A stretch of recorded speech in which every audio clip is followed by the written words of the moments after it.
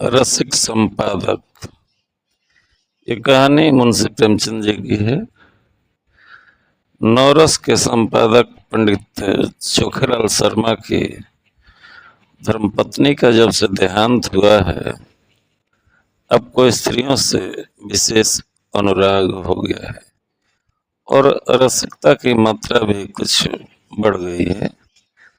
पुरुषों के अच्छे अच्छे लेख रद्दी में डाल दिए जाते हैं, पर देवियों के लेख कैसे भी हों तुरंत स्वीकार कर लिए जाते हैं और बहुधा लेख की रसीद के साथ लेख की प्रशंसा कुछ इन शब्दों में की जाती है। आपका लेख पढ़कर दिल थाम कर रह गया। अतीत जीवन आंखों के सामने मूर्तिमान हो गया। अथवा आपके भाव साहित्य सागर के उज्जवल रत्न हैं, जिनकी चमक कभी कम न होगी। और कविताएं तो हृदय के हिलोरें, विश्व वीणा की अमरतान, अनंत की मधुर वेदना, निशा का नीरव गान होती थी। प्रशंसा के साथ दर्शन की उत्कट अभिलाषा भी प्रकट की जाती थी। यदि आप कभी इधर से गुजरे तो मुझे न भूलिएगा। जिसने ऐसी कविता की सृष्टि की है,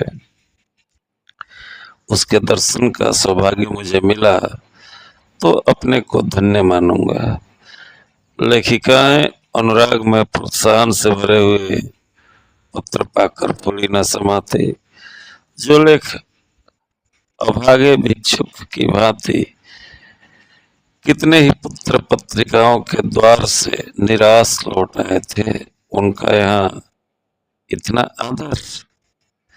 पहली बार ही ऐसा संपादक जन्मा है जो गुणों का पारखी है, और सभी संपादक अहम है, अपने आगे किसी को समझते ही नहीं।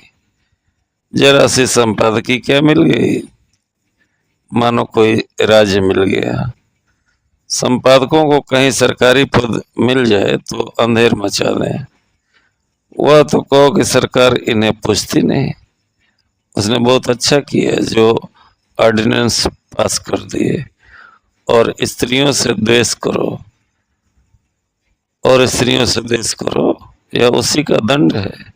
यह भी संपादक ही है, कोई घास नहीं छिलते। और संपादक भी एक जगत विख्यात पत्र के नवरस सब पत्रों में राजा है। चोखेलाल जी के पत्र की ग्राहक संख्या बड़े वेग से बढ़ने लगी। हर डाक से धन्यवादों की एक बाढ़ से आ जाती और लेखिकाओं में उनकी पूजा होने लगी। ब्याह गौना मुंडन छेदन जन्म मरण के समाचार आने लगे। कोई आशीर्वाद मांगती, कोई उनके मुख से सांत्वना के दो शब्द सुनने की अभिलाषा करती, कोई उनसे घरेलू संकटों में परामर्श पूछती, और महीने में 10-5 महिलाएं उन्हें दर्शन भी दे जाती। शर्मा जी उनकी अवाई का तार या पत्र पाते ही स्टेशन पर उनका स्वागत करते, बड़े आग्रह से उन्हें एक आध दिन ठहराते, उनकी खूब खातिर करते। सिनेमा के फ्री पास मिले हुए ही थे, खूब सिनेमा दिखाते। महिलाएं उनके सद्भावों से मुग्ध होकर विदा होते हैं। मशहूर तो यहाँ तक था कि शर्मा जी का कई लेखिकाओं से बहुत ही घनिष्ठ संबंध हो गया है, लेकिन इस विषय में हम निश्चय पूर्वक कुछ नहीं कह सकते। हम तो इतना ही जानते हैं कि जो देवियां एक बार यहाँ आ जाती हैं, वह शर्मा जी की अनन्य भक्त हो जाते हैं। बेचारा साहित्य की कुटिया का तपस्वी है, अपने विदुर जीवन की निराशाओं को अपने अंतःस्थल में संचित रखकर मूक वेदना में प्रेम माधुर्य का रसपान कर रहा है। संपादक जी के जीवन में जो कमी आ गई थी, उसकी कुछ पूर्ति करना महिलाओं ने अपना धर्म सा मान लिया। उनके भरे हुए भंडार में से अगर एक क्षुधित प्राणी को थोड़ी सी मिठाई दी जा सके तो उससे भंडार की शोभा ही है। कोई देवी पार्सल से अचार भेज देती, कोई लड्डू। एक ने पूजा का ऊनी आसन अपने हाथों बनाकर भेज दिया। एक देवी महीने में एक बार आकर उनके कपड़ों की मरम्मत कर देती थी। दूसरी देवी महीने में 2-3 बार आकर उन्हें अच्छी अच्छी चीजें बनाकर खिलाई जाती थी। अब वह किसी एक के न होकर सबके हो गए थे। स्त्रियों के अधिकारों का उनसे बड़ा रक्षक शायद ही कोई मिले। पुरुषों से तो शर्मा जी को हमेशा तीव्र आलोचना ही मिलती थी। श्रद्धा में सहानुभूति का आनंद तो उन्होंने स्त्रियों में ही पाया। एक दिन संपादक जी को एक ऐसी कविता मिली जिसमें लेखिका ने अपने उग्र प्रेम का रूप दिखाया था। अन्य संपादक उसे अश्लील कहते, लेकिन चोखेलाल इधर बहुत उदार हो गए थे। कविता इतने सुंदर अक्षरों में लिखी थी, लेखिका का नाम इतना मोहक था कि संपादक जी के सामने उसका एक कल्पना चित्र आकर खड़ा हो गया। भावुक प्रवृत्ति, कोमल गात, याचना भरे नेत्र, बिंब अधर, चंपई रंग, अंग अंग में चपलता भरी हुई, पहले गोंद की तरह शुष्क और कठोर, आर्द्र होते ही चिपक जाने वाली। उन्होंने कविता को 2-3 बार पढ़ा और हर बार उनके मन में सनसनी दौड़ी। क्या तुम समझते हो मुझे छोड़कर भाग जाओगे? भाग सकोगे? मैं तुम्हारे गले में हाथ डाल दूंगी, मैं तुम्हारी कमर में करपास कस लूंगी, मैं तुम्हारा पांव पकड़कर रोक लूंगी, तब उस पर सिर रख दूंगी। क्या तुम समझते हो मुझे छोड़कर भाग जाओगे? छोड़ सकोगे? मैं तुम्हारे अधरों पर अपने कपोल चिपका दूंगी। उस प्याले में जो मादक सुधा है उसे पीकर तुम मस्त हो जाओगे और मेरे पैरों पर सिर रख दोगे। क्या तुम समझते हो मुझे छोड़कर भाग जाओगे? कामाक्षी। शर्मा जी को हर बार इस कविता में एक नया रस मिलता था। उन्होंने उसी क्षण कामाक्षी देवी के नाम यह पत्र लिखा। आपकी कविता पढ़कर मैं नहीं कह सकता मेरे चित्त की क्या दशा हुई।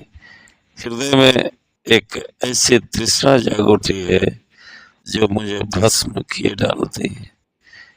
नहीं जानता इसे कैसे शांत करूं।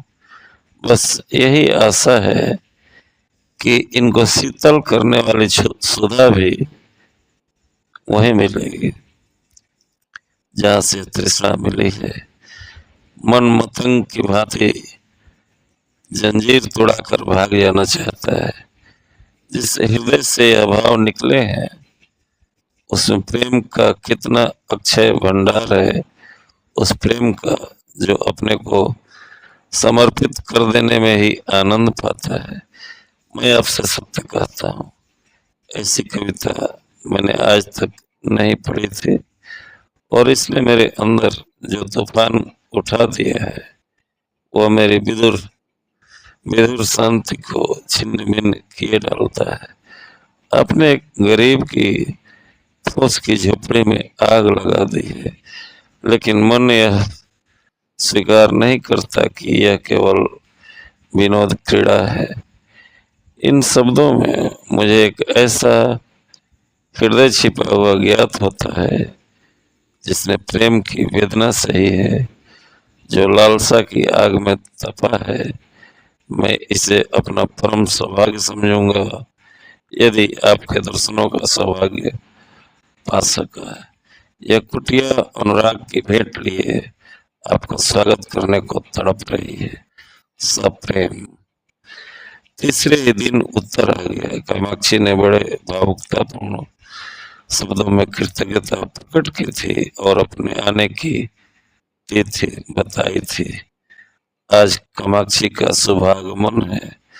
शर्मा जी ने प्रातःकाल हजामत बनवाई, साबुन और बेसन से स्नान किया, महीन खद्दर की धोती, कोखटी का ढीला चुन्नटदार कुर्ता, मलाई के रंग की रेशमी चादर, इस ठाट से आकर कार्यालय में बैठे तो सारा दफ्तर गमक उठा।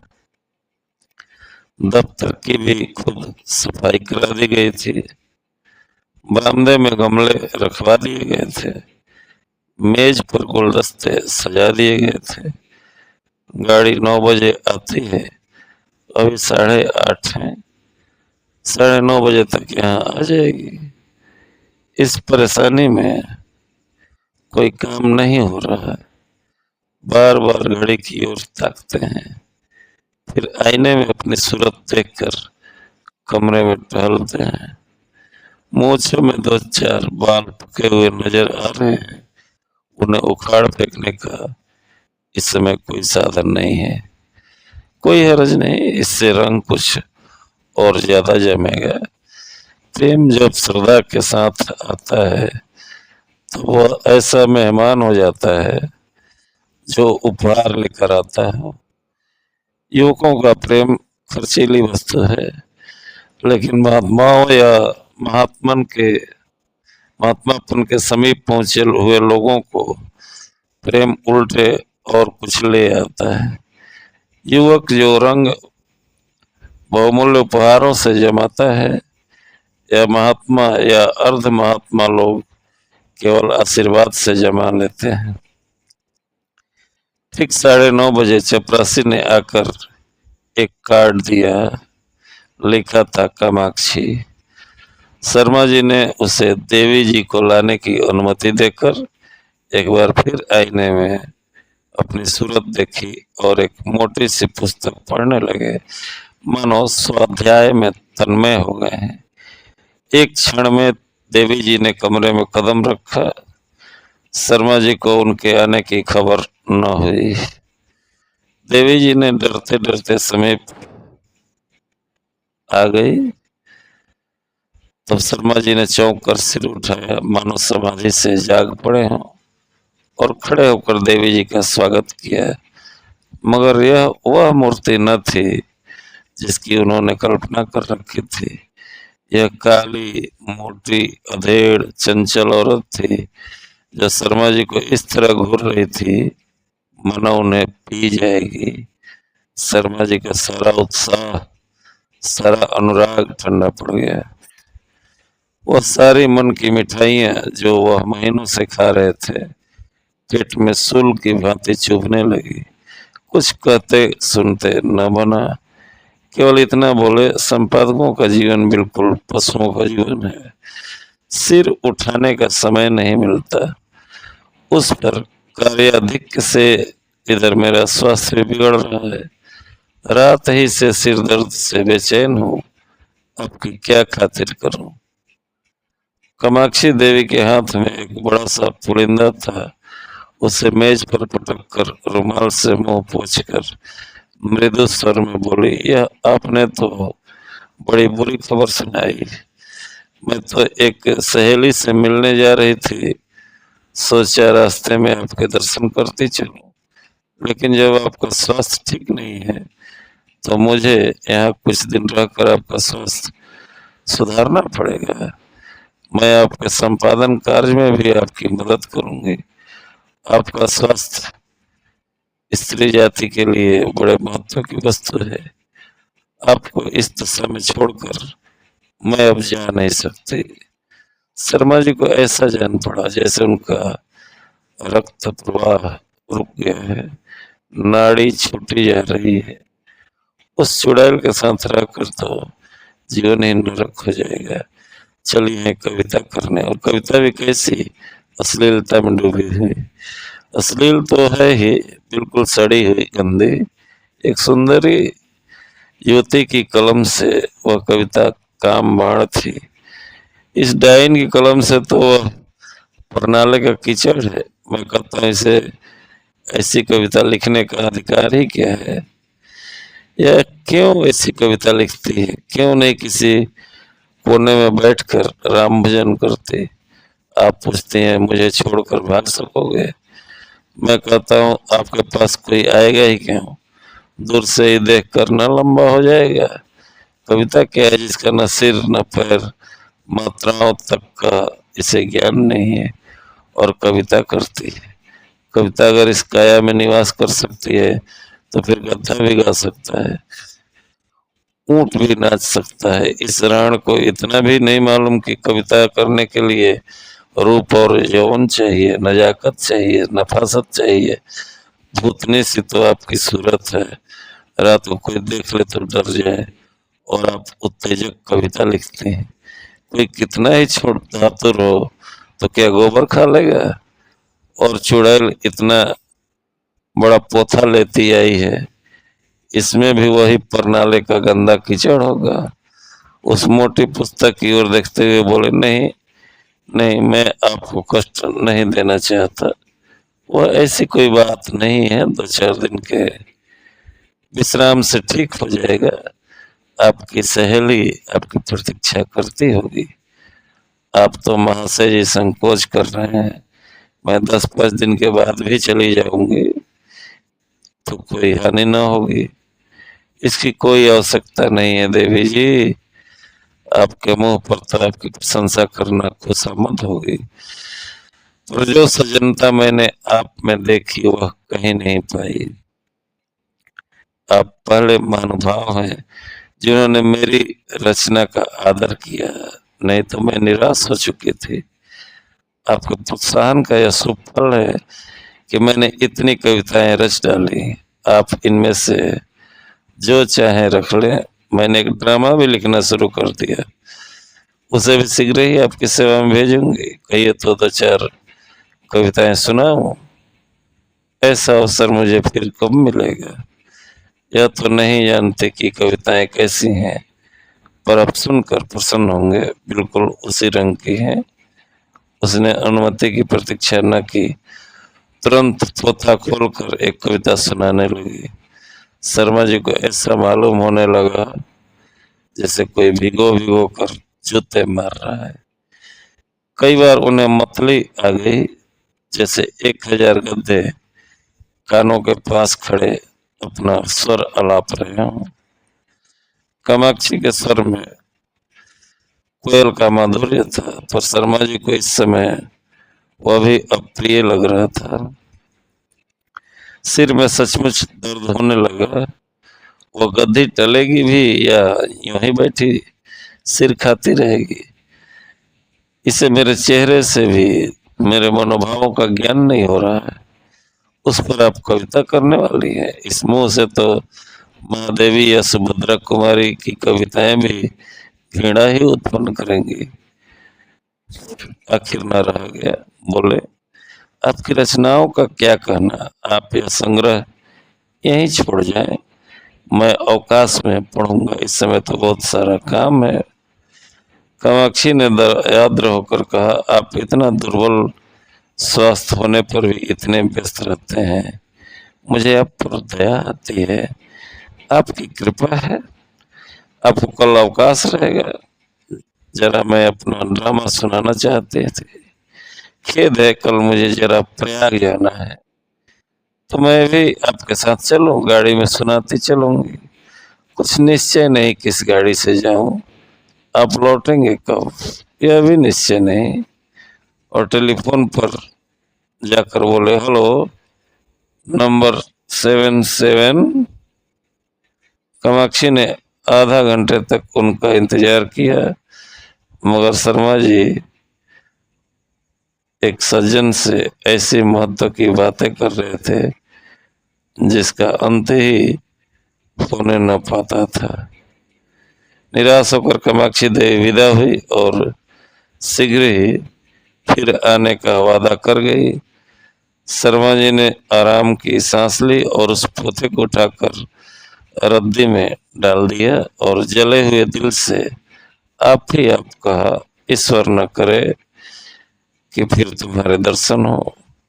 कितनी बेशर्म है उल्टा कहीं की, आज इसने सारा मजा किरकिरा कर दिया। फिर मैनेजर को बुलाकर कहा, कामाक्षी की कविता नहीं जाएगी।